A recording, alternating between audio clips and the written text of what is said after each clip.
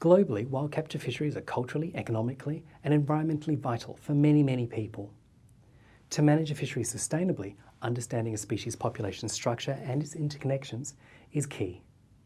Yet this foundation of knowledge is lacking for many fisheries. And the fact is, these gaps can debilitate management efforts which can contribute to fishery collapses. Adding to this, when a fishery is depleted, fishers may turn to other important fisheries we know even less about. My PhD research into uncovering Australian yellowfin whiting population structure and interconnections is because yellowfin are at risk of being one of these other fisheries. In over 2 years, I've obtained many yellowfin samples coming from across their distribution, utilising recreational, commercial and government stakeholders who, like me, all want to learn more. I'll also be using a combination of approaches to get my answers. Let me explain. Many watching this have the gift of hearing, and our ear bones enable hearing and balance. They're called otoliths, and fish have otoliths too. If you slice a fish otolith in half, you'll see rings, like tree rings. These rings build up one on the other, often daily, and we count these rings to age fish. As each ring forms, it captures the chemistry coming from within and outside the body, locking it away as a chemical signature.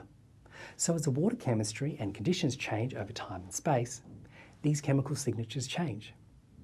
Now, think of the otolith rings like the pages of a chemical diary, documenting a fish's life, with similar signatures collectively establishing where different populations were, when, and what they experienced. But otoliths have another characteristic. The shape can also identify different species and subpopulations of the same species. Now, people can often tell where someone comes from based on the shape of their face. Like the face of a stranger, otoliths are similar in that each fish has a unique otolith shape, with similar shapes collectively identifying subpopulations. My research intends to uncover and combine otolith chemical signatures and shapes, helping to build a clear picture and sustainable future for our very own yellowfin whiting fisheries. Sadly, we don't have the resources to research all fisheries. Nevertheless, where relative knowledge is lacking, people can draw on population structure and connectivity understandings I will uncover to assist with management decisions. So, if you hadn't heard about how important fish otoliths are, well, now you have, with a little bit of help from your very own incredible otoliths.